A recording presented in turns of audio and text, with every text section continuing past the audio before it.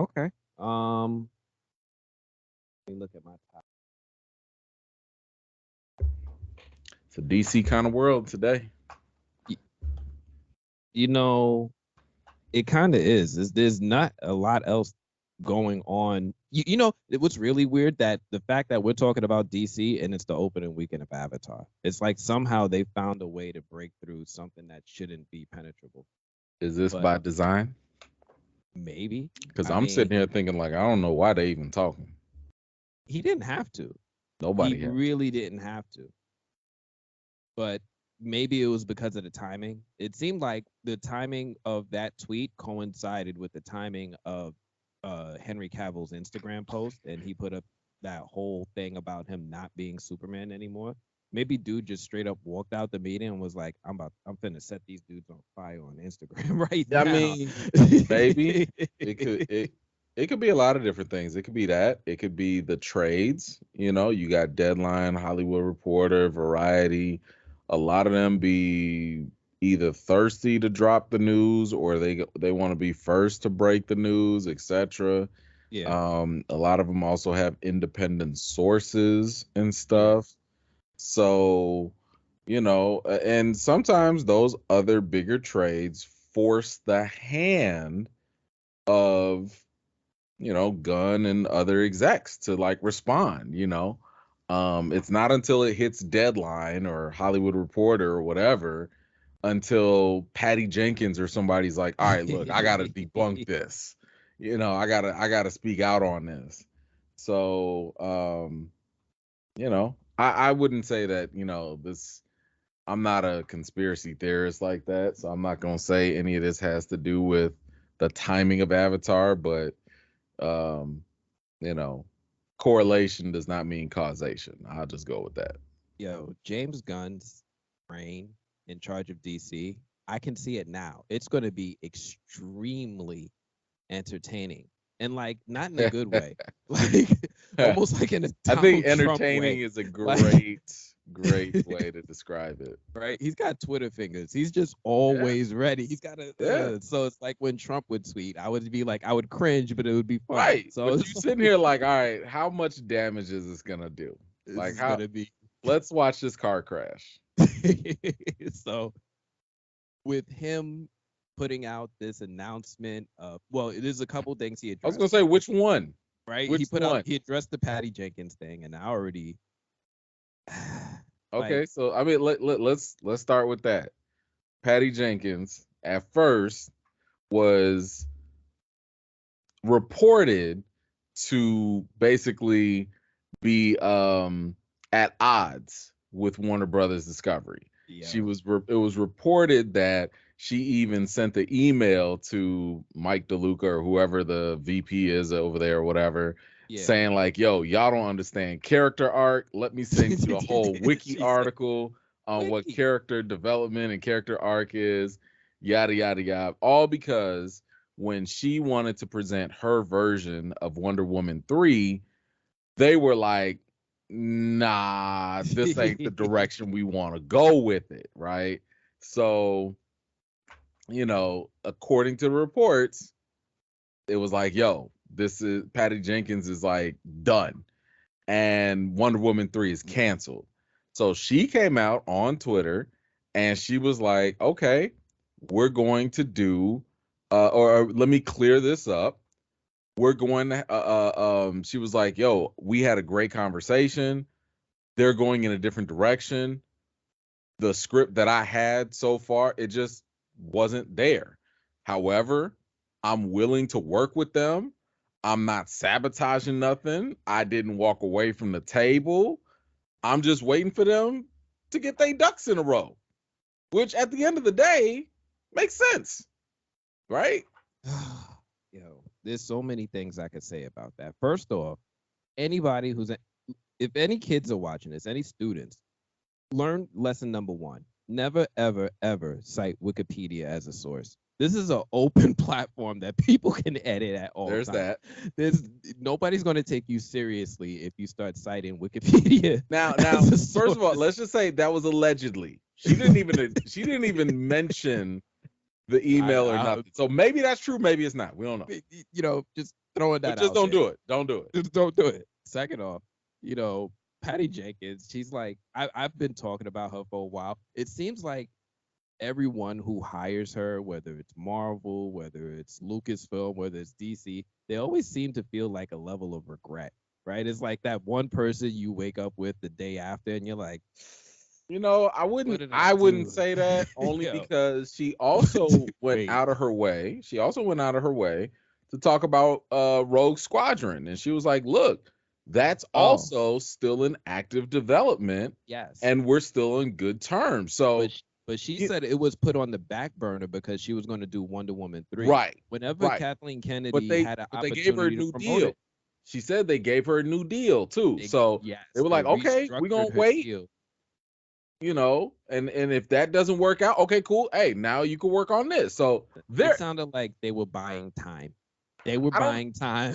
I don't know about buying time, but I do think that for one, especially being a female in the industry who I think we know get negative reputations Yes. quicker than men, she's trying to make sure that people are not going to go labeling her as difficult to work with. So she had to go out her way and clear that up and be like, yo, like I'm good on all these things. I'm not out there killing stuff. I'm not damaging anything. Like I'm good with these companies. It's not like people don't like female directors. We do. If you just got to be named Bryce Dallas Howard and then boom, instant internet love.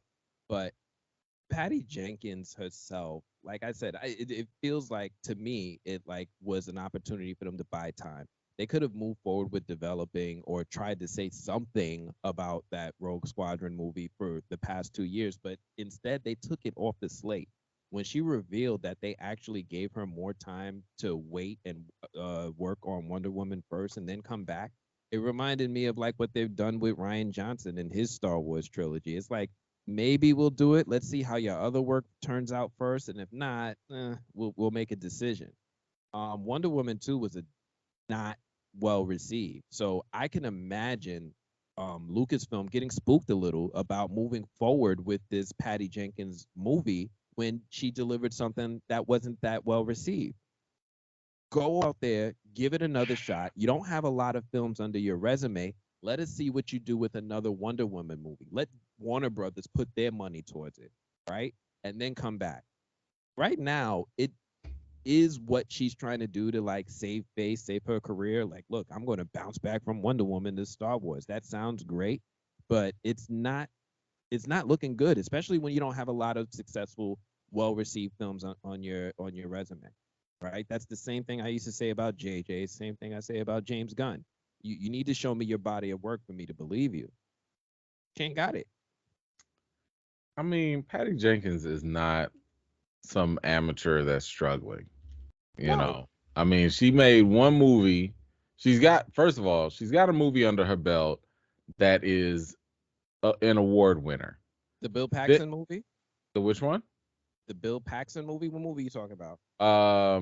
What was that? Monster that she Yeah. did or Well, what? I think Bill Paxton starred in that, right? So I mean, I think of Charlize Theron for that one, but she's got an award winning thing under her belt. She has a success with Wonder Woman, the first one. Yeah, the second one was a miss, and that happens. Yeah. Like everybody's not perfect. She No. also has done what? She did some Arrested Development, she did some other TV work.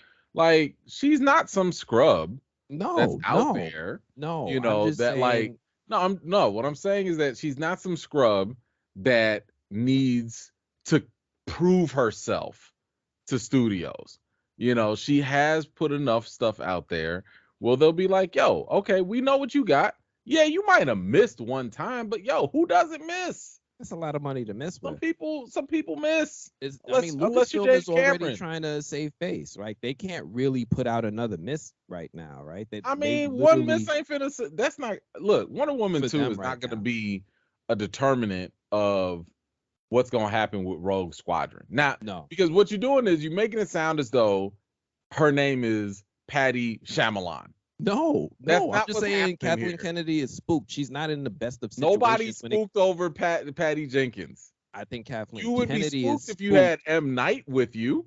If M. Kathleen Night Kennedy. Shyamalan signed on, you'd be like, hold on, bruh. Let's see what you do first. Nobody spooked about Patty Jenkins yet. There's nothing to be spooked of. I think Kathleen Kennedy is spooked because of her personal track his record with putting out Star Wars films. And to say, hey, I put out a few duds in a row, like if I put out 5 films and only one of them popped, and Bob Iger's looking at me, Well, and I'm telling him I'm giving him the director that did Wonder Woman 1984 as our next theatrical release. That's not a good situation to be in. It don't make me feel comfortable if that was my job. that is not how they would present it. That is not how they would present it. And on top of that, Kathleen Kennedy's on the way out, according to reports anyway. So after Indy 5, she's out of here. She's the one who hired Patty Jenkins, right? It might be just the same thing like when James Gunn was walking in and he's like, oh snap, Henry Cavill got announced. Well, let's move on to that then. Right? Like, no, I'm just saying, like, whoever is going to maybe inherit, or if they're thinking about who might be taking over Lucasfilm after Kathleen Kennedy, that person may not want to inherit a Patty Jenkins film, right? That's all I mean by that. They'll cross that bridge when they get there. But as we know for now, Patty Jenkins is still attached. It's still an active development. Now, she did mention we don't know if it's actually going to happen. Like, it only happens when it actually happens, because anything could get scrapped at any time. But she was like, yo, it's still on the table. Yeah. Until somebody says otherwise. We'll see. Maybe she'll work in the rebooted DC universe and they'll find a way to move forward. Maybe. Now, James Gunn also walked in, like I said, on that situation with Henry Cavill being announced. There's so many layers to this story to unpack. I'm waiting for you to tell me which story you want to go with, but go ahead. Right.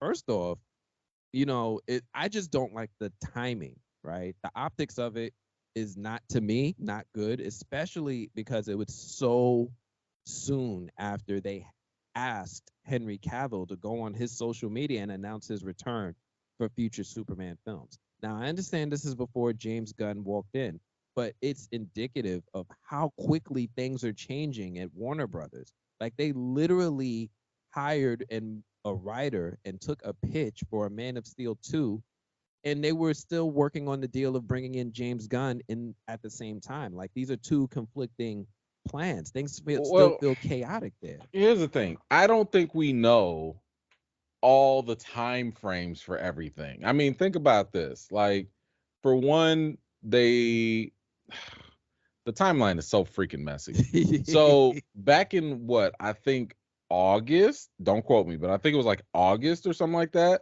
when the regime changes were, in flux or whatever, be in in the movie or whatever. So Henry Cavill shoots his stuff sometime in the fall or whatever for Black Adam. Okay, boom, we got him.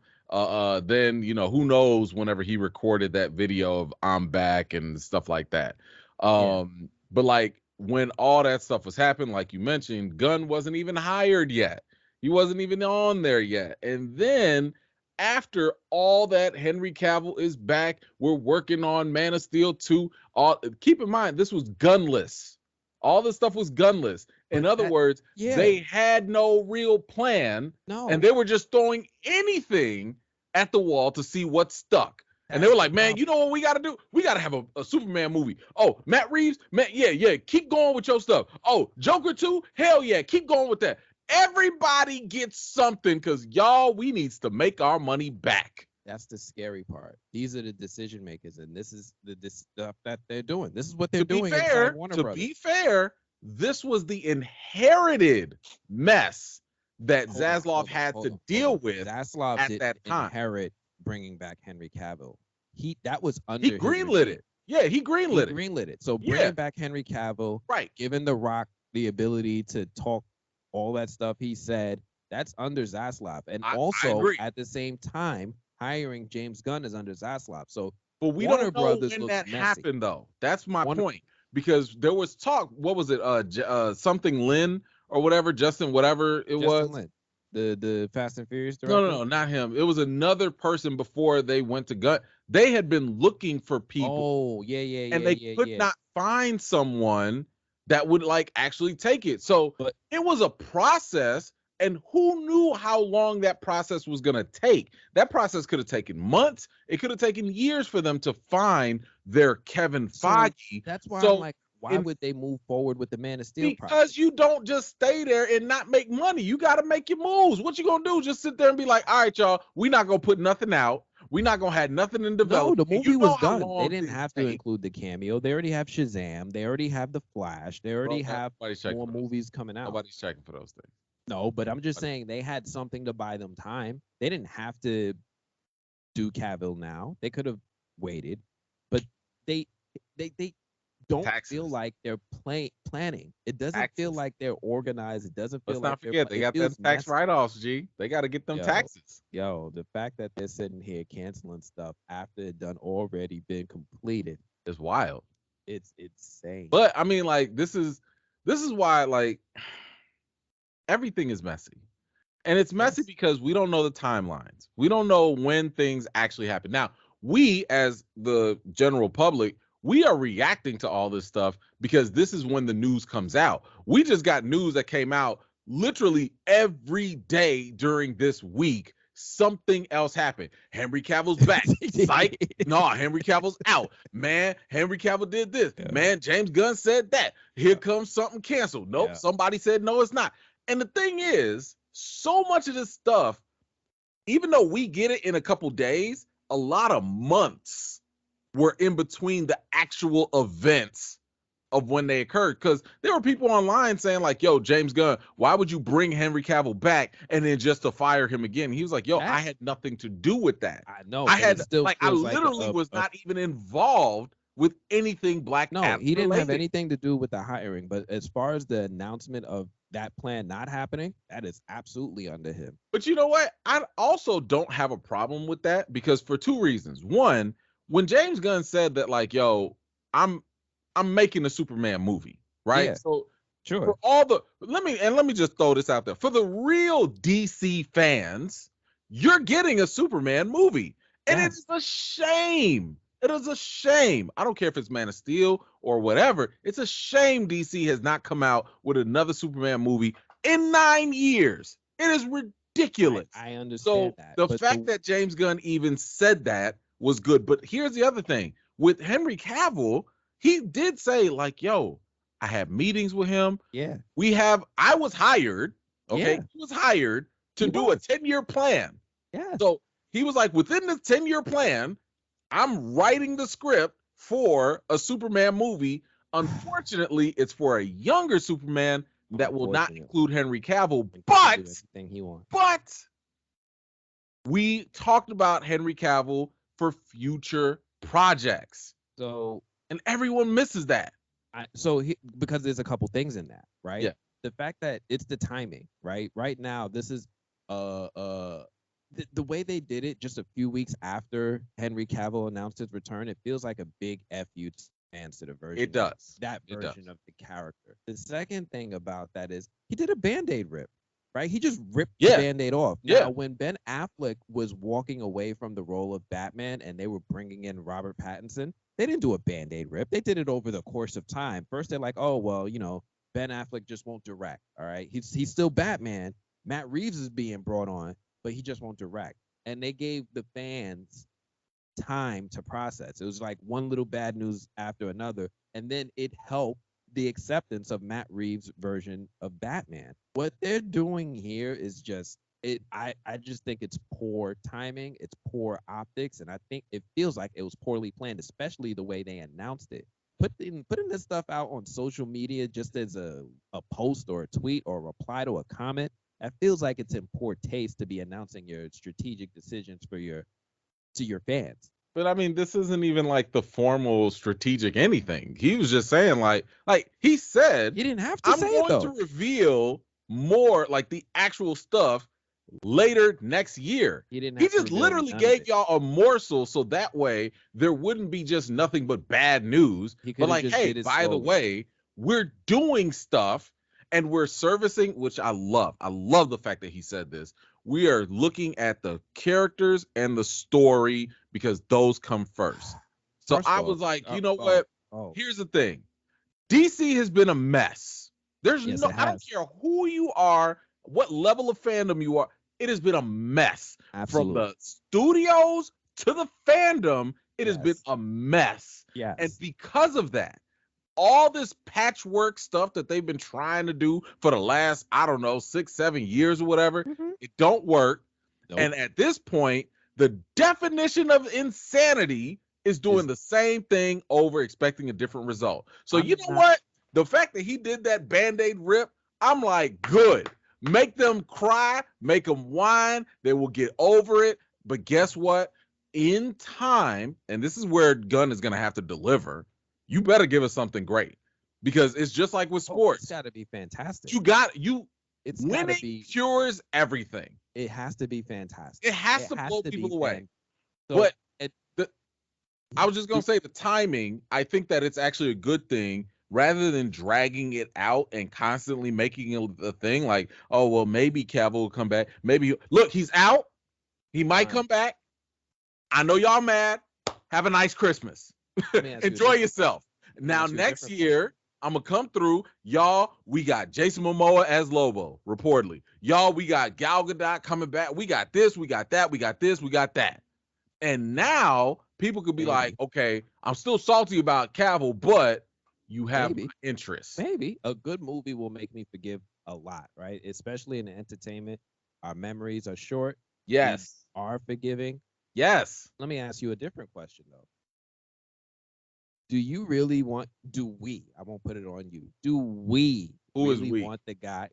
Who is Fans, we? audiences of Superman, people who might look forward to this new iteration of the So universe. DC fans or Snyder fans or general audiences? You and I. Okay. Do we really want the guy who wrote the Guardians of the Galaxy holiday special writing Superman? And he's doing a story of a younger version of Clark Kent that's working at the Daily Planet. Like, really? So We might as well go back to Krypton. Are we going to see Krypton destroyed again? We might as well start doing that too, right? well, he did say this was not going to be an origin story. So he did say that. I would say this. I don't mind if he's writing. I would be more concerned if he's directing. I'm concerned about his writing. I'm not. Because one thing about James Gunn is that he does do a pretty good job with characters and He does do evoking great character arc. emotion from those characters. And Superman, in my opinion, there's nowhere to go but up. I don't think James Gunn can write him down Oh in a no, negative no. way. I just hope you like comedy. Who? I hope you like comedy. That's Oh, all. I comedy. just Yeah, hope I don't you have a like problem with that. I don't have hope you look. like comedy. But here's We're the gonna thing, because James Gunn he can write dark stuff too, by the way. Let's not act like he hasn't Brightburn and all done that. Yeah, horror comedy stuff. So yeah. he has a unique approach to comedy that you either gonna like it or you don't. Now, is it gonna be as slapstick comedy as Suicide Squad? I hope not. Hope not. And I enjoyed Or Suicide Squad. Peacemaker. I enjoyed it. I enjoyed that and Peacemaker. But in both of those, especially in Peacemaker, I was sitting here like, yo, like he really dug into this character and made me feel for him. And at the end of the day, that is what usually is the goal with Superman. You want audiences to feel for him. Maybe and you got connect. that from Peacemaker. I didn't get that from his writing in Guardians of the Galaxy or Suicide Squad. Maybe with Peacemaker, when he had more time to flesh out and do over 10 episodes, he was able to really shine and hit his momentum. But as far as like writing characters that really generated my investment or an interest, he's hit or miss. Like, But I like I some of also the think Guardians, but I'm not really invested in any of them. But you also have And to then consider, but you got to it's consider the fact that like those movies that you also talked about, those were ensembles. So there's a lot no, of moving parts no, no, in no, no, all of no. those. I hear you. This is going to be somewhat of an ensemble. He's going to be at the Daily Planet, so he's going to have Lois That's not an Lane. We're going to ensemble. That's not an presumably have ensemble. That's we're going not to an ensemble. presumably have what's the kid Perry Ain't nobody checking for and Perry then White. Jimmy Olsen. And That's we're not going to gonna be an see ensemble. him at the Daily Planet again. You know, that wonderful story of Superman that we've seen in the movie. We've seen it in the animated series. We saw it in Man of Steel. We're going to see how Clark met Lois and he flirts with her. We're gonna get that story. Now, Lois will more than likely be the only one that has like an amplified role than anything else. I highly doubt we about well, to get more the than premise 15 alone, words from Perry the White. premise alone has already not evoked my interest. Like No, it's not a I stage agree. of I life listen. of I Superman that I'm interested in seeing again. listen. To You're me, it you're makes me feel like when we got to see Batman's origin again. no. Like, I'm man, I'm 100% with you on that. I mean, I've said for a long time that Superman is boring, and I'm talking about the Superman that we've seen, um, yes, so far. like so far. Now the comics. There's some good things. We got some Yep, good stories, but yep. they have yet to really be adapted for the big screen in live action. And if they do get on live action, maybe the TV series might poke at it here or there. The animated series has definitely done probably the best job with them. And the animated movies. There's a Man of Tomorrow, I think it is. Whatever the most Yeah, recent Superman movie is that came out that's animated from WB, that is fantastic because I that have one an idea. that right there should be something that should make live action Superman more interesting. He's been talking about how it's going to be like interconnected with his animated shows and the Yeah, live action shows and the films. It's all one big universe. I'm okay if they decide to have like build up sure. on television or in animated form, and then they be like, all right, now he's going to get his movie, and it's going to be the one that James Gunn wrote. I'm That fine would if he wants to do a movie first just to get audiences, get your appetite going, and then the TV shows and maybe it's a series, maybe it's an animated thing, and they just fill in the gaps here and there. I'm fine with that. spider sense is tingling. I don't feel good about this. I sense danger. I'm not This makes me I'm nervous. listen, I have learned my lesson from putting too much hope in any DC properties Yes. that are not animated, but I am very intrigued to see what he is going to come up with because to be honest, following all of this nonsense, I'm talking about like all the way back with your boy Jeff Johns, all the way back to those days. Yep, that's right. Put that cap down. Going all the way back to this was the first time that I've actually heard them say stuff reasonably saying like, "Yo, we need a plan.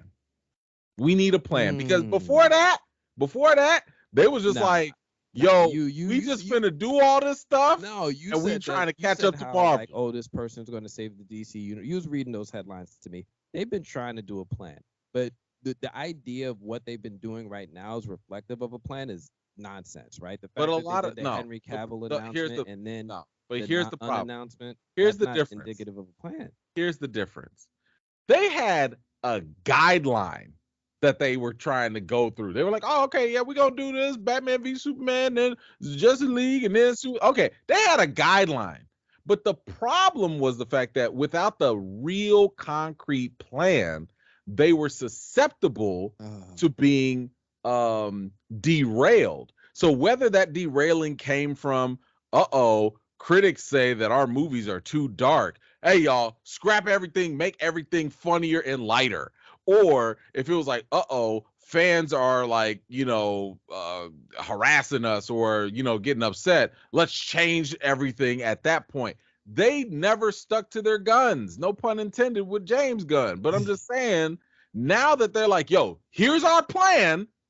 And as long as they don't deviate from it, as long as they don't bend to the will of this or that and stick to the story and stick to the characters, I You have you more know who else confidence has in learned that. not to invest in DC long term? What? You know who else has learned not to invest themselves in DC long term? Who's that? The Rock. I mean, to be fair, we don't know that yet. Yo, We don't know that yet. how does this make Dwayne Johnson look? It makes him look bad, It but makes him look but horrible. but because a lot of this stuff happened before, I understand that. then I'm just saying, as a reasonable business person, if I'm The Rock, I'd be like, hey, y'all, I came into a tumultuous situation. It's Yeah. been very unstable. I Yeah. have gone into the to the office to talk to James Gunn, and you know what? We're gonna work something out, or walk away, or No, walk away. how can you do anything? There clearly have been indications that Black Adam has not been financially. He's not. Well, it can't justify a sequel financially. No, they can justify a sequel. They could justify a sequel. It's just that it underperformed. Black Adam did not bomb. It just underperformed a lot. So he pushed a lot of his own. He put a lot of his own credibility on the line. In a sense, I mean, think about it. He's also part of the production team. So this is just as much his baby as it is Warner Brothers. But at the same time, I think that he was coming into the fold when this was like the Wild Wild West. He was coming into WB in between transitions. So it was in between the transition with two different, executive groups or whatever.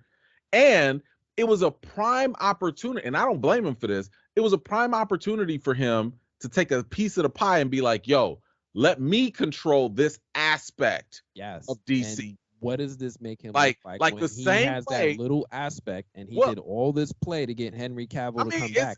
How does it make him look? But I'm just saying, it's no different than look at what y'all did with Matt Reeves. Y'all gave Matt Reeves a slice and gave him except Matt Reeves' sequels guaranteed, and they just signed him onto a new contract. But that's a contract thing, right? But I'm just saying, The Rock was like, yo, I see what you just did with Matt Reeves. Yo, I see what you doing over there with Todd Phillips and the Joker. Yeah. Let me get this little slice over here with Black Adam and Justice Society. He clearly wanted Henry Cavill's Superman to be a part of what he was involved in. Yes, I'm not disagreeing with that. The revocation of Henry Cavill's Superman is what makes it look bad for him. I agree. I'm just saying, you asked but you asked, like, how does this make The Rock look? I'm saying Rock approached this more so from a business perspective. He came at it as a producer. I feel like yes, obviously he's the star as well. Talking about the hierarchy has changed, and then after the movie released, and he talked about how hard he worked to get Henry Cavill back. That's my point. That's my point. That's when he put his own credibility on. That's what I'm saying, though. He put himself out there because he was more than just the actor and the star. He was also the producer. I think he also felt confident that, hey, we are going forward with my idea. We're finally going to make it happen. Yes, as a producer, he was feeling himself because he got that sense. He was empowered before, and now that they're changing direction, there is a little bit of egg on his face. But all I'm saying is that it doesn't have to stay there. There's a lot of egg, especially when you remember that the J.J. Abrams Superman project is still on. That's what I'm saying. Like, you got all these other people. That got their slice. They got their slice. It makes no sense. Can't have Henry Cavill as Superman in his own little slice, right? We can't have that slice. That slice we got to throw out. But we can add these new slices. But you know what, though? I also don't think that it's The Rock's fault for that. I honestly, here's the thing. I blame some of the fandom for that. Because if you think about it, if The Rock I'm trying to think, like, if I'm Zaslav, if I'm the execs right now, the more you hold on to the Snyder era stuff, the more you actually embolden the fan base to either revolt against you or continue petitioning. Hey, since you keeping Cavill here, where's Man of Steel 2? Hey, if you're doing Man of Steel 2, restore the Snyderverse. Hey, if you're gonna restore the Snyderverse, bring back Snyder. Like, it's never going to end, and it's going to cause more issues that have caused all the problems in the first place. It's not necessarily an issue. That's like saying Todd Phillips' Joker is an issue. It's not an issue. If these guys want to have their own little sandbox and play over there, they could do it. But all those other sandboxes have nothing to do with the actual fundamental problematic issue with Warner Brothers, which has been the dismantling of the Snyderverse. There's no baggage with Matt Reeves. Saying, there's no baggage with the Joker and Todd Phillips. There's no baggage. No, there's no baggage with J.J. Abrams. Put it on the HBO only thing that has baggage, no, not with WB and their reputation. The only thing that currently has baggage is anything tied all of to those Snyder other iterations stuff. Are baggage, especially when you're all those other iterations. The Joker movie and Ta-Nehisi thing is baggage. That's the whole reason that they had to dump Snyder. No, it's not. The only thing that you're talking about things have baggage. They don't have baggage. Audience of people who are aware of the Snyder movement online. It's not. It hasn't. That got nothing to do with none of it. Culture. It got nothing to do with none of it. None of those things have baggage. None of those things get negative press. Yes, they none do. of those things draw out review bombs. Especially when you have none of those things draw out harassment of the executives. Versions of Batman running around. Bro, that does not matter. That does not matter. It does not matter. What I was saying.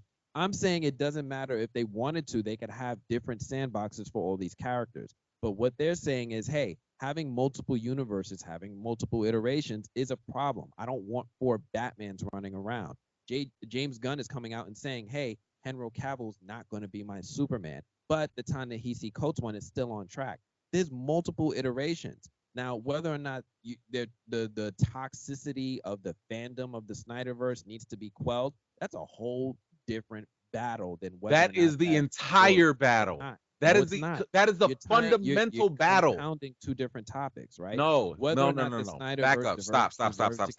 Because you're saying something that's contradictory. Hold on. You're saying something that's contradictory. They don't care. Right now, they do not care if multiple iterations are running around. Because technically, we have 2 Jokers right now already.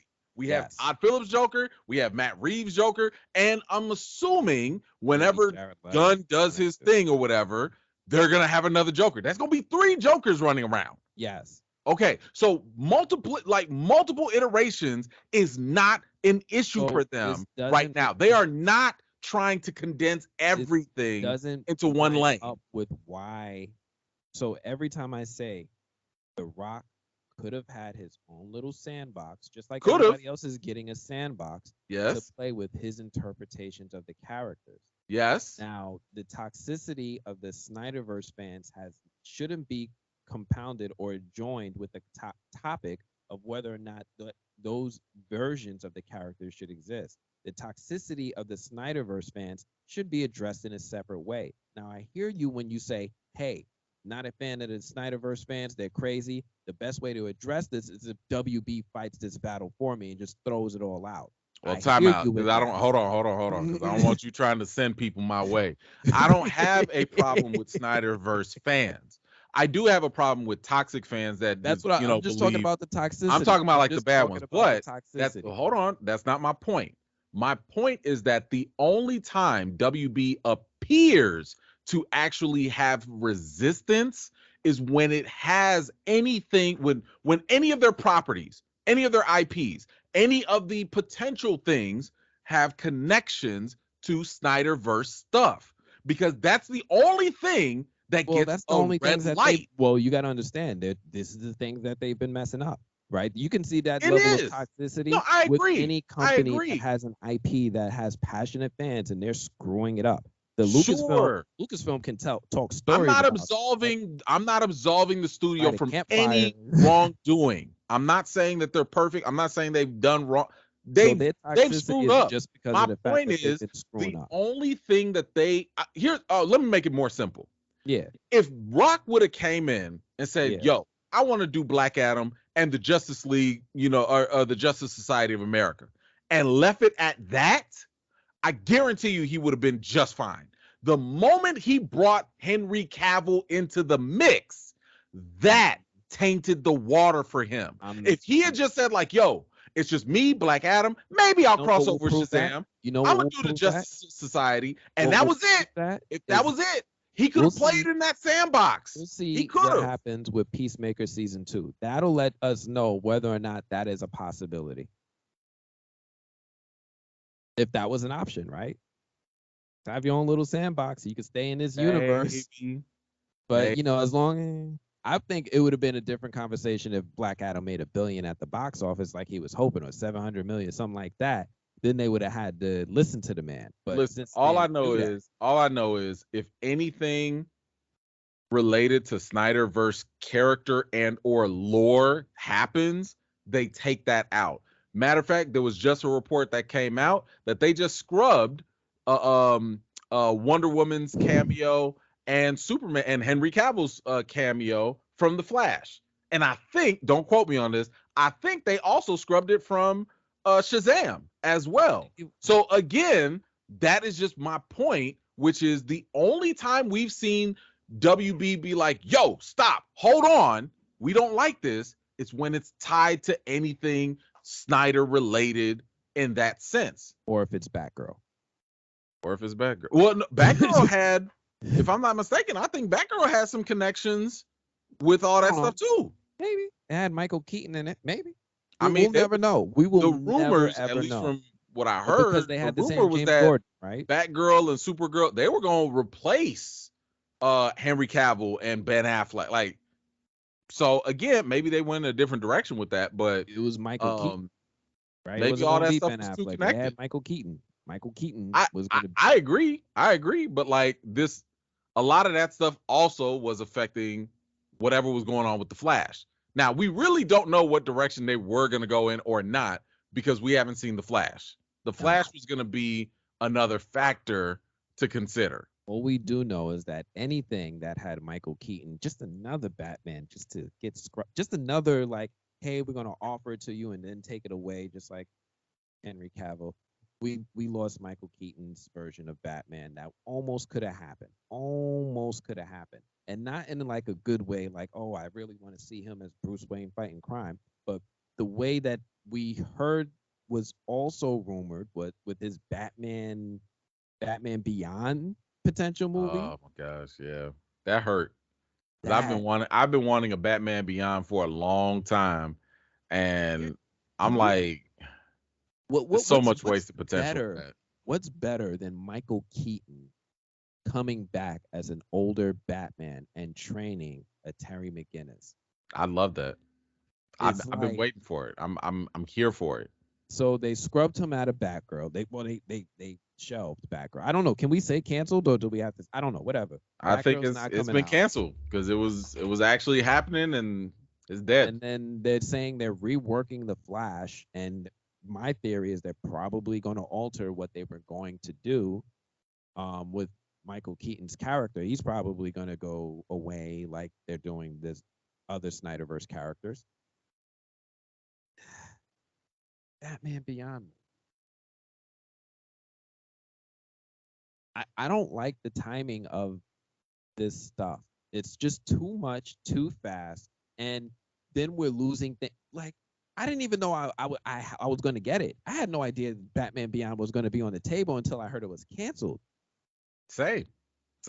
But, hey, 10-year plan. Yeah, let's see what happens. 10-year plan. Like this, like that's still on the table. I'm waiting because I don't think they're gonna. I don't think that they're gonna sit here and be like, all right, here's every single little thing we're gonna do. I think we're gonna get a film slate for like the first phase or whatever. And that's why I was thinking. Like I think we're gonna get some Comic-Con version.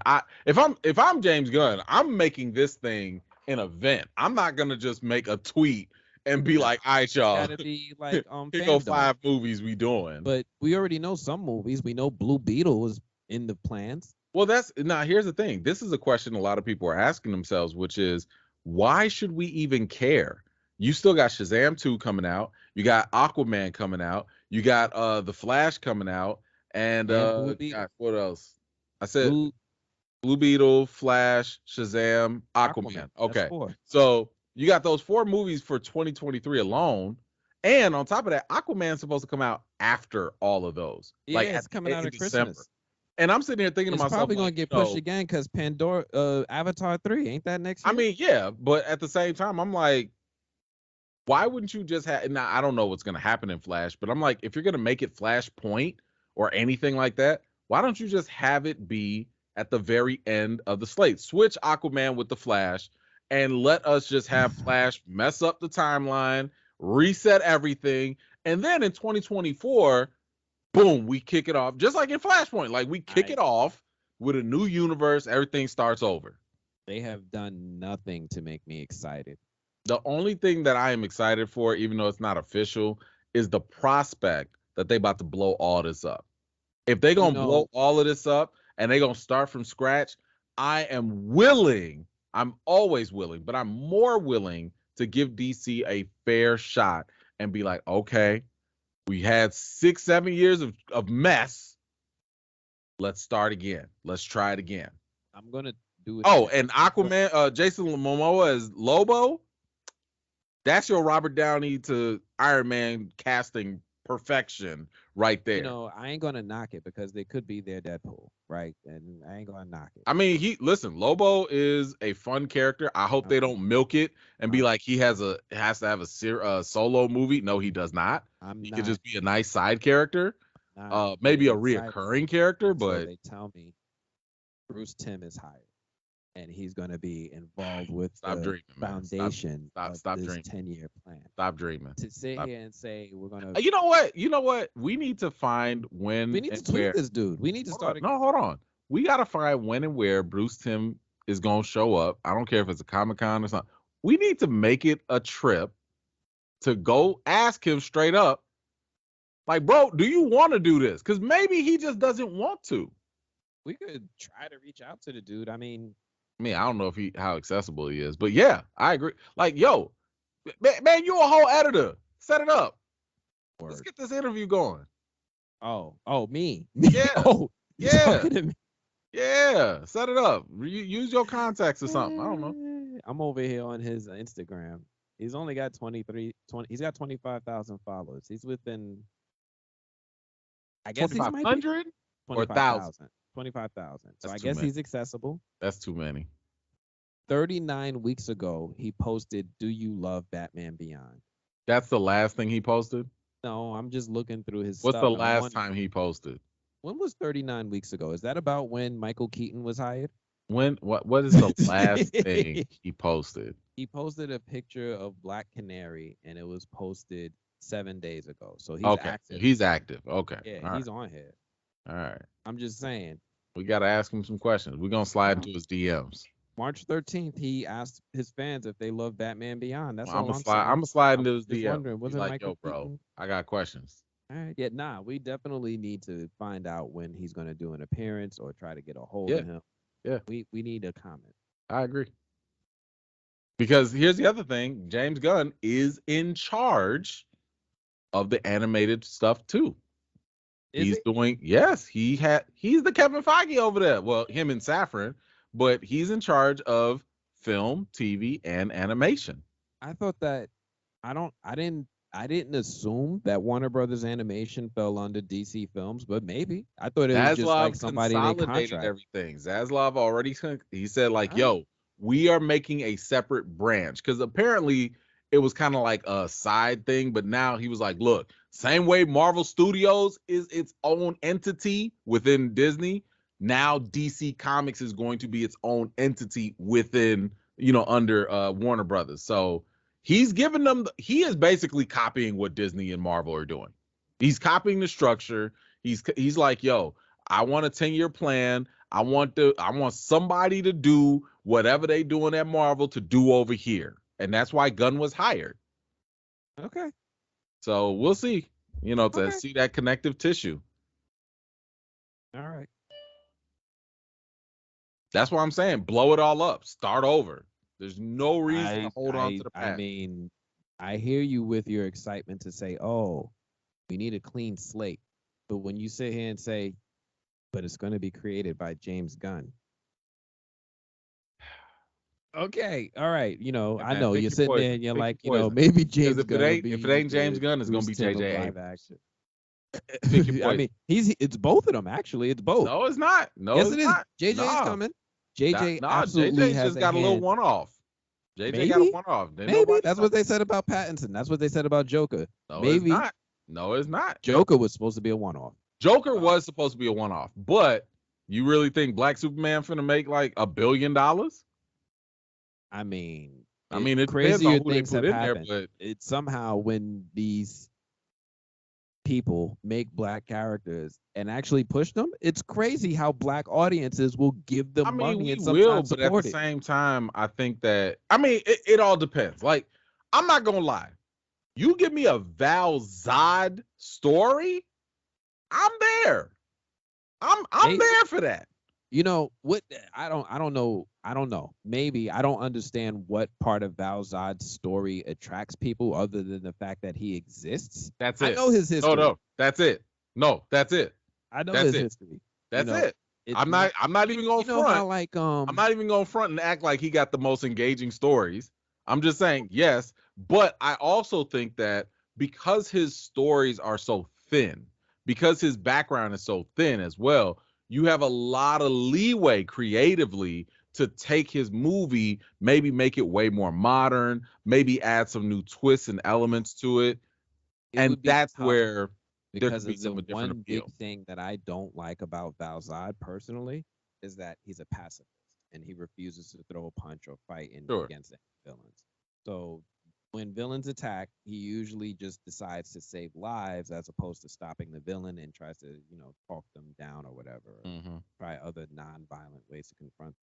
Well, let's not act like it's got to be a comic adaptation. I mean, again, this could just be loosely inspired. I'm just saying, I don't know where that excitement comes from. Like, from what I've seen of the character so far, it's to me, it's like the announcement of a film in the Spider-Man universe. Like, oh, we're gonna get Disco Dancer or whatever that movie is by Hypno Disco, whatever that joint is. Terrible. Right? It's like they announced another. All right, whatever. It's happening. It's a movie. It still blows my mind that all of this stuff broke through opening weekend of Avatar. Like, this shouldn't be possible. Avatar should be the dominating headlines. Why? Because it's following the most successful film of all time. So it should inherit by default headlines as opposed to things that people are just tweeting. Nah. If this were 2011, yeah. It's 2022. This movie's already 13 years overdue. I'm not talking about the quality of it. I'm just saying the relevancy and the fan appeal is not where it would be ideally. And we're fresh off of a pandemic. Not saying there's like a huge factor, but people are still, getting back to normal, whatever you want to call that. And it's like, I'd have to Spider-Man No Way Home. You can't use that. No, I agree. But at the same time, this is a property that hasn't been built up because Spider-Man No Way Home had multiple movies to build it up in the meantime. This is a movie that's been dormant. Some people question whether it was even real for 13 years. So there's two different levels of connectivity with this, with the general audiences. Now, I will say this. Yeah. Because my wife tried to she was like, yo, I want to go see this movie. And I was like, you trying to buy tickets now? And like, it was sold out. Like almost everywhere I looked on the apps, you only got a couple seats here and there. And that's for a couple days. So that is a good sign, I think, for Avatar 2. But I think, if you think about it, like, I think they said it's going to open up to 150 million or something like that, like opening week. But the irony is, or the crazy thing is, the first movie opened up to half of that. So it might just be one of those movies, once again, people go see, people are like, yo, this is wild. You do have probably a new generation that never saw it in theaters, go to see it, and they'd be like, yo, I didn't know it was like this. And then they go bring their friends. They go bring their... And that's what helped the first one because it had repeat viewings and it had long life in the theaters. Now this one, if it follows like recent most common, theatrical releases, we're expecting a drop off of at least half by next weekend. But if it follows in the first movie, that'll be a much smaller number, and it'll Sure, continue to have legs. sure. Um, I mean, I'm just still, but that depends on the quality of the film, right? When people saw the first Avatar, they were blown away. Yep. Now, when we see the reactions to this one, it's not bad at all. No, no, it's still overwhelmingly positive. It's just not as good as people expected. Like I think Right. on Rotten Tomatoes, people were expecting like a 90 or something, and what is it sitting at? Like What was the first one at? um, a good question. What was the first one at? Because The the first one came out before I was even a film critic, so So I who don't know knows what what I it would have rated was it. back then, but as of today, Avatar 1 is sitting with an 82%, That sounds about right. I right? So mean, I don't know what it was back then. this movie's probably gonna be somewhere close to that. I I could see mean, it. I could see Avatar 2 being that somewhere in the low 80s as well. I mean, this is these this movies are got not 300 reviews. they're not they're not perfect. Their movies are not perfect. No. The number one criticism most people have against the Avatar movies are the writing and the story. Like the Yep. writing and the story, the overall plot is usually where people are like, "Yo, this is forgettable. It's very weak. It's thin. It's repetitive. It's way too familiar, etc., etc." Mm-hmm. Nobody argues that it's a visual feat that Oh sets the man, bar. that high frame rate 3D. Sure. Like there's nobody's gonna be like, oh man, like the only people that underestimate or whatever the visuals are the people that didn't see it in theaters in real 3D. Right. Those are the only people like, well, it wasn't that big of a deal. you know, you didn't see the full thing. Like you saw it at like 70%. You didn't see it in its final Yeah. form. You know, No. you go No. watch that sucker in Dolby 3D or in IMAX 3D and treat Yeah. yourself. Like this, like Or seriously, do if you don't 40x, like 3D whatever. movies, this is the one movie you make that one exception for. This is the It one time you make the exception. pay more for the better experience. Absolutely, 110%. Like I was legitimately thinking my wife and my daughter wanted to go see it, Mm-hmm. and I was like, they were like, "Yo, buy us some tickets." And I kept looking at all the local theaters, and I was like, Mm-mm. this ain't Dolby. Nah, this ain't IMAX. Nah, I know they got real 3D, but y'all, this Mm-mm. ain't it. I'm like, yo, I Mm-mm. gotta send y'all downtown. I And have to send y'all downtown so you could be mm-hmm. in the Dolby theater and Mm-hmm. really get this real feeling. Yeah, And I know it costs like damn near double, but it's worth it. it's absolutely worth it. And not all Dolby theaters are created No, equal. They got to be compared. They got to be vetted. I'm curious what the IMAX experience is. I saw it in two different Dolby theaters, and oh my god, I it is an experience in itself to see it in a Dolby theater. But if you're able to get one of those, I'm gonna see if there's like a certification for it. But if you could get them two-story, like if you go into the Dolby theater and you see a sign that says "Go this way to the mezzanine," you found the right one. That's the one you want to be in. The one where it's like 3D surround sound. That's the one you want to be in. But I agree with you 110%. You can't just go into this and see it in a regular theater. I think people were asking me, do you need to see it in 3D? It goes beyond whether or not you need to see it in 3D. You need to pay, like you said, for yeah, the highest option that they have. yeah. I mean, And the closest thing I could recommend this because I remember I was talking to my nieces about it, and I was like, because they never saw it in theaters, yeah, they were too young, and I was like, you remember when you went to Disney World and you paid all that money to go to those like live shows, like a Bug's Life or whatever, and those shows, when I tell you they're so immersive, like the hmm 3D is crazy there. It's the same thing. It's like what you would pay for at expensive Disneyland. That's what yes. you getting in your theater, and it's wild because you've never seen this unless you've seen the first Avatar. So, James Cameron, I mean, he set the bar. Ain't nobody touching him right now. There's really some people out there who I heard say they're gonna wait for it to come out on Disney I've Plus. heard I'm some people like, say that too, and I'm like, I like, don't yo, bother. Don't see I the movie. Don't like, yeah. bother. At that point, like, you don't need to watch it, like, unless. And this is weird too, because I haven't heard this often, but I keep seeing some of my subscribers say this, like, I can't watch 3D. Like, I don't know, something with the eyeballs, with the brain. I don't know. Listen, if you got a medical condition, you get a pass. I get it. But if you don't, I'm sorry. Like, if unless you get headaches or your eyeballs hurt or something, like, go watch it in 3D. And Go if do you that. can, take a pill. Yeah. Take a Yeah. pill. Handle it. Take you some anti-nausea pills. Take some Tylenol. Tough it out. It's worth it for the 3 hours. But consult your doctor. Um, I still enjoyed the movie. I'm still surprised by a little bit of the reaction. It's one of those movies where I'm still seeing that difference between critics' reactions and audience reactions. Like if you look on Rotten Tomatoes, Avatar is sitting with 78% with critics with 312 reviews, but audience score of 94%. That's Right? 2,500 ratings. Well, I mean, you have to think about this. Like, the threshold for audiences is much lower than it is for critics. We are a little tough on movies. No, I mean, it's literally by the nature of what we do. You Yeah. know, I tell people all the time, think of this scenario. You're walking up to a roller coaster. There are two people. One one person is there just as a passenger. They're just there for the ride.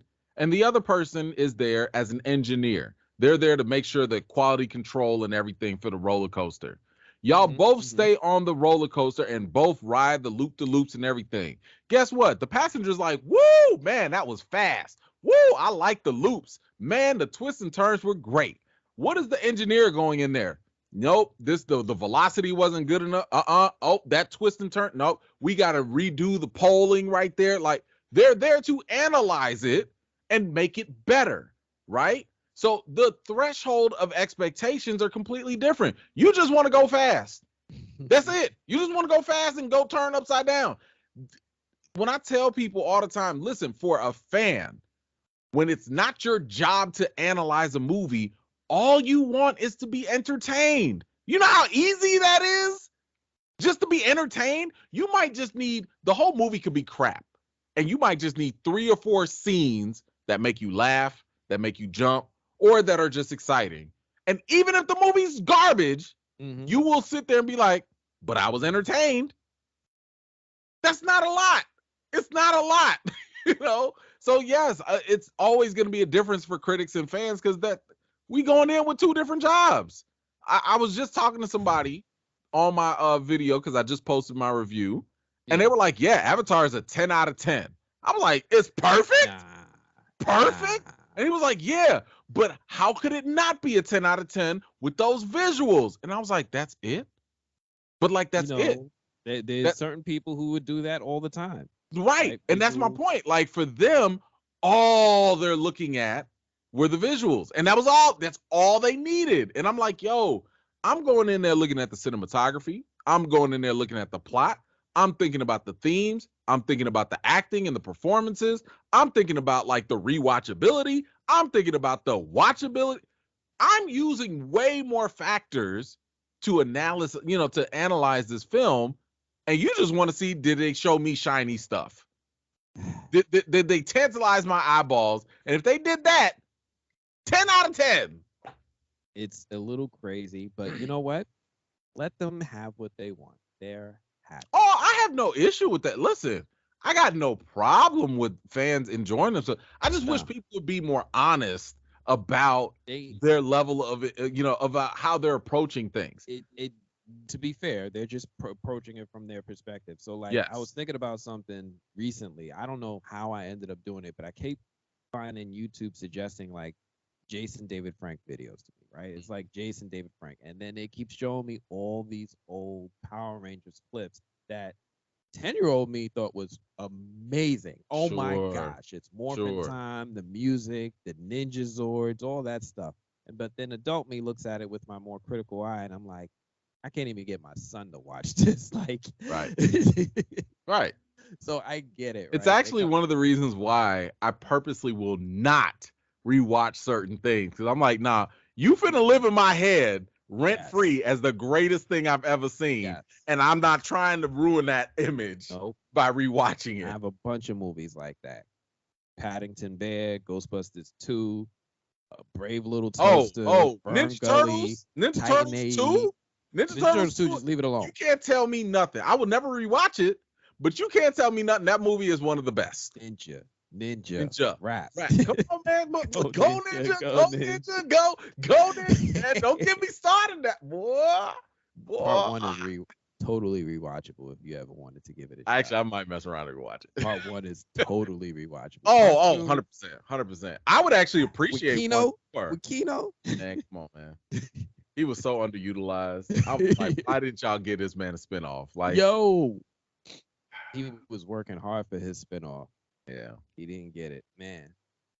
But yeah, Avatar, Ninja Turtles, all these movies those movies need to live rent free. Titan AE, all that stuff. All those people who are enjoying Avatar for what it is right now, God bless them. It still just surprises me a little bit that there's this much of a divide. I always like to point it out too, right? I love to point out when there's a divide between the critics and the audiences. But it happened again with this one.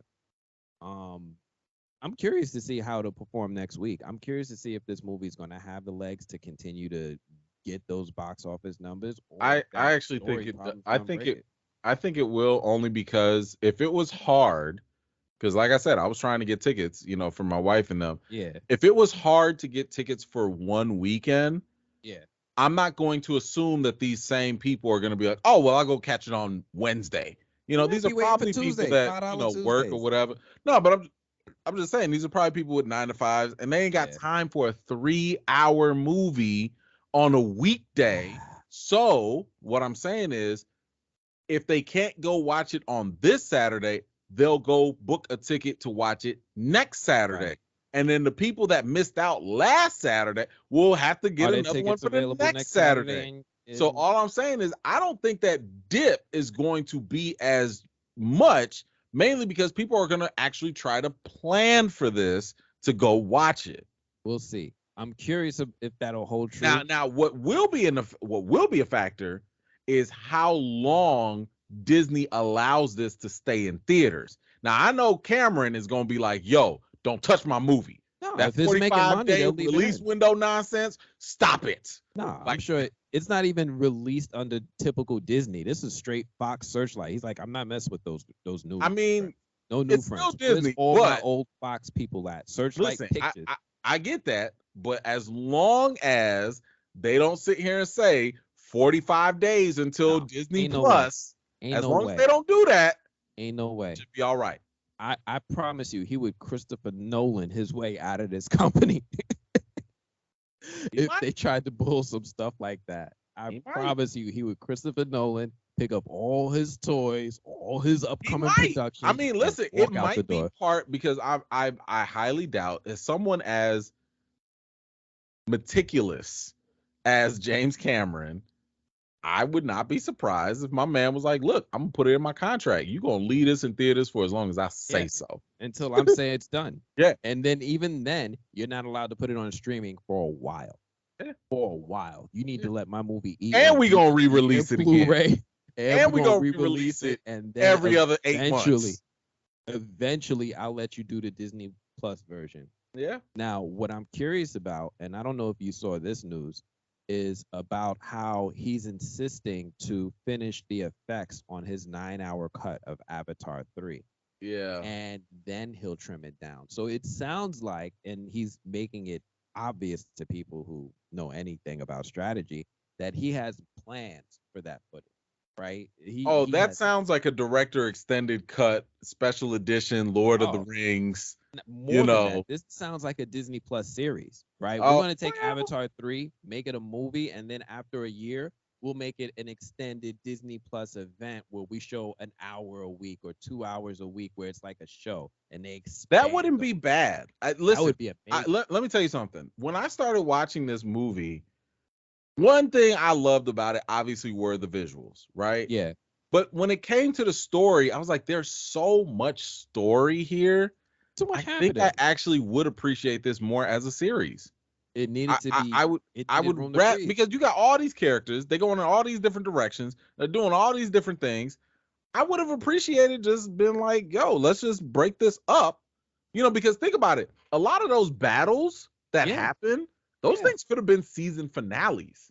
First And they would off, have been great. everything in the first act Yeah, deserves to be expanded on. That sure. whole first, I Sure. would say, 40 minutes of the movie, Mhm. where they're still in the forest and they're having all these battles, and we're learning all the background information about what humans have been doing in the past year or two Matter or of fact, 10. that should have been a special, and then the second and third act should have been the actual movie for Avatar 2. I I mean, it could have been two movies. It could have been a lot I of would have things. been fine if they did two movies because I remember it was around the 2 hour mark that I actually started looking at my watch. Like, wait a Oh. minute now, like, yo, what? How long we been here? Yeah. Not I kept watching, but I I'm just wasn't like like, yo, ready to my go, back, but I was my curious how back and much my time neck. has passed. I know what you mean. I know what you mean.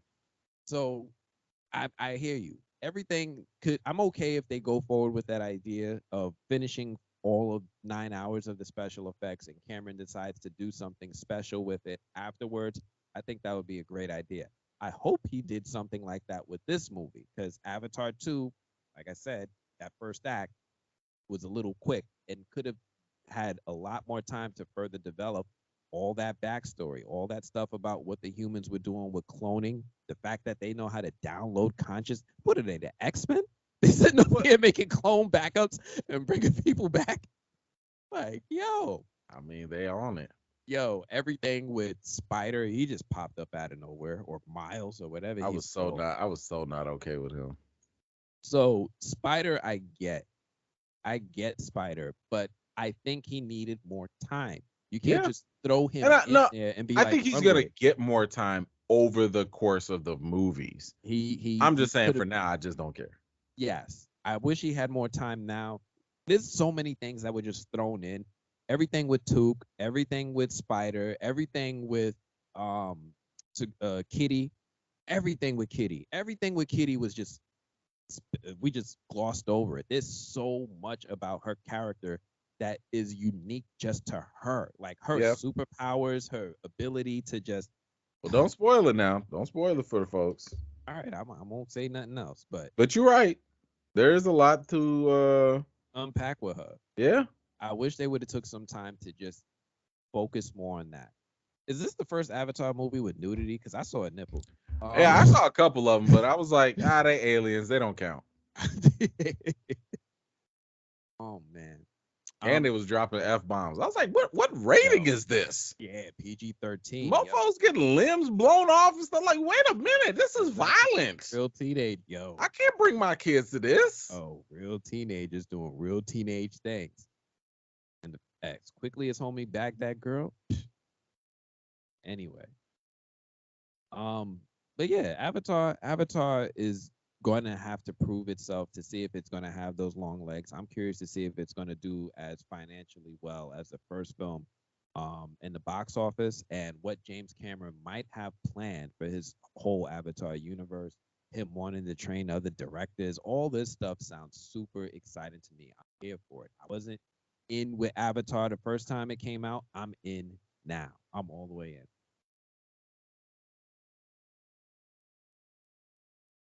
There was some other news that broke through. Hmm. Last but not least, the God of War series. Here we go. Amazon has my trust. They've earned it. Okay. They've earned my trust with adapting things.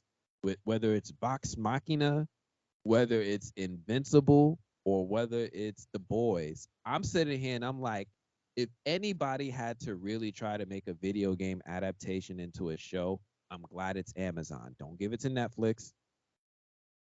HBO would have been cool too, but since we ain't got HBO, the next best bet is the company that'll throw a bunch of money at the things they believe in. Let's go with Amazon. They don't be treating their properties like these other platforms do. They don't HBO Max and Netflix they shows. like these other platforms do. So I'm really excited at the idea of God of War coming to Amazon. I'm curious to see who they get behind it. I'm curious to see who they Oh, they cast as got Kratos. the person who did the Wheel of Time, the director who did the Wheel of Time. I didn't watch Wheel of Time, so I don't I know. heard good things about the Wheel of Time. I ain't see it. I didn't watch. It just didn't feel like it was for me. But whether that's a good thing or not, I don't know. It's somebody with experience. I'll start there. Sure. I don't know any. I haven't heard anything bad about him, and he had a whole show, so that says something, I guess. Sure. I'm really curious about how they go with the cast. The cast. Who are they going to cast as Kratos? Well, there are a couple options. I mean, there are a couple options. So Jason Momoa has been tossed in there. I don't know. Maybe Tom Hardy. I'm not really a Tom Hardy fan like that. Like a lot of people, I think, overhype him versus what he actually delivers. Um, Triple H has been thrown out there as well. He looks like Kratos. He looks like Kratos. The problem is you don't know about his acting skills. There's only one person I can think of right now, and this might change in the future, but as of today, only person I want to see as Kratos is Aldous Hodge. Yes, shave his head, give him a beard, make him the God of War. Yes, he has that energy. Yes, he can do it. And don't say he and act like he couldn't do it. It's only body paint. Stop it. Stop it. Stop it. My man has the range. He has the talent. He has the ability. What is he? There's nothing this man is missing to deliver on this type of role. He's got that Black Air Force One energy. I know you holding on to him to Ian T'Challa. I think he could nail this. Straight up. 100%. You done?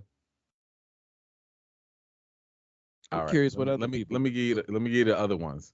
Ooh. Dave Bautista was another name that was thrown out there. But the one of the top names that people have been putting out there is Christopher Judge. He already acts as Kratos in the games.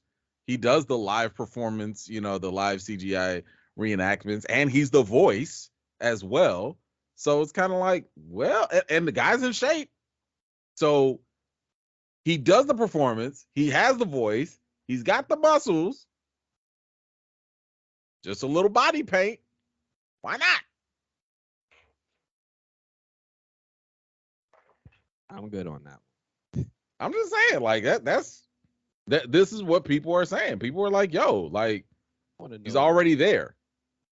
There's so many people who could play him. You almost had me with Dave Bautista and some of these other people. I'm not partial on either one of them. I'm fine with. I want somebody younger. That's all. Huh? Aldous Hodge is 36 years old. I think he would. Younger for what? Kratos ain't some young dude. Like he's an old war veteran guy. Which version of Kratos? Are you talking about the new version of Kratos or the one that was on PS2? Because the one on PS2, PS3. About, right? So according to the report, they're taking the They're taking the Ragnarok version to do this storyline or whatever. Like which I don't like. I don't like the idea that the very first outing of a live action God of War story, you just gonna skip over Greece? You gonna skip over literally everything that made this guy legendary? I need that energy. I need that Black Air Force energy he had towards Zeus for 3 games to be This is why they need to do. This is why I'm like, y'all don't even know why he white. I want low energy Kratos. I'm just saying. I'm saying like the general audience don't even know why he's white. This man is walking around with the ashes on his body of dead. These are dead body ashes. I ain't gonna spoil it for people that ain't watch or play the games, but like, yo, there's a reason. You got to know why this guy was named the God of War. You have to know. And if you don't know, and you just starting off with him as a father and a son, and he's like, oh, I don't want to, my past, I don't want to fight no more. I don't want old you man got Kratos. to see this guy's transition. And I don't want it to be in transition flashbacks where he either. started. Yeah. to where to the point of where he got to now. This is what made him beloved. So yeah, I'm not okay with the idea that they just going, because here's the thing: if they give us this God of War series, and if all they want to do is say like, oh, the Greece stuff, these are flashbacks or these are little things, man, cool throw it away, throw it away, because that's a slap in the face. I need at Y'all least need to show. If you want to show us the Ragnarok thing now, and then pull a Game of Thrones type of thing, and then later do a prequel, maybe. But honestly, I really think that just go full out. Start it with Greece. Go for it. Let us see him go against Zeus. Throw a ton of money at it because you're going to need a huge budget for these battles. Yo, but he kills everybody. Like, it was so funny on my live. Somebody asked me, they were like, all right, Kratos versus the MCU Thor. And I just had to laugh. I just had to laugh. I was like, y'all do realize this man kills full gods. Like, this don't let that Thor Love and Thunder Gore the God Butcher fool you. That's not Kratos. Kratos will like dog walk Thor. He will dog walk. He will wash him. Okay. Easy. Wouldn't even like without even breaking a sweat. I don't care. Look, Thor can get all them little lightning eyeballs that he wants. That is over with. He might even be worthy. Like Kratos might even fuck around and be worthy. Like, do y'all even know what Kratos does to the people that make him mad? Yo. Like, I don't think y'all see. Y'all think y'all saw some fatalities in Mortal Kombat. Kratos just does not stop. No. When you sitting there with that PS2 controller or that just PS3 keep pressing the button and keep smashing his head. You don't know what this man is doing. Like, I remember playing and I'd be sitting there cringing like, I ain't care. Kratos, stop, man. Come on, stop, man. Is this it? Like, he's already dead. Like, Kratos don't play with people. Oh my God. Kratos do not play. And y'all want to put Thor in that? If y'all don't like Thor, just say so. Just say so. Oh, it's a wrap. God of War 2, God of War 3, everything about. I love. It felt like it was made by Naughty Dog. Anyway, I don't want to go too much in a tangent in a video game. I could sit here and reminisce about my favorite moments. Maybe you want to go play it right now. Right? I'm like, let me see if I could get this on my phone. Dust off the controllers. Right? Might have to make this happen. But yeah, I'm excited if they're willing to tell some of these stories of a younger Kratos. I'm excited that it's with Amazon because they're willing to throw money at stuff. I'm excited for this project. This is going to be the second video game adaptation from Sony I'm excited to see after The Last of Us. So I'm really hoping that this is going to get a quality production team behind it so that we get something awesome. I hope that they put Ring of Power or the Rings of Power energy behind it. I hope that they look at this and be like, look, we know other video game series, don't do well, blah, blah, blah. But if we put the time and the energy and the money, it can work. And the thing is, let's be honest, one of the biggest selling points for this, you going to have to be violent. Like, this can't be just like, you might need to go NC-17 with this. You might have to go to that point where people are like, yo, this is so violent. I don't know if I can keep watching. Oh, it's got to be Punisher Warzone violent. I mean, I don't even know about Punisher Warzone. Like this, bro, you remember there were scenes where Kratos literally has to rip someone's head off of their body and the head won't come off.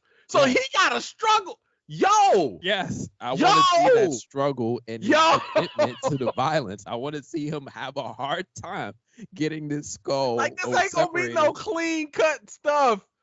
Like, Mortal Kombat was clean compared to this. Scorpion used to grab a whole skull and a spine and be like, yeah, whatever. Nah, Kratos be struggling for these things, and you just sitting there like, I'm doing this. I'm like, this is me, right?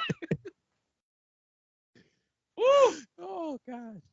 You ever stop pressing the button just to see if he'll stop punching? Yes. And then you gotta keep. You're like, are there any Yes. other buttons I can press? There be No. times I sit there and Kratos will look at me like, "When you ready?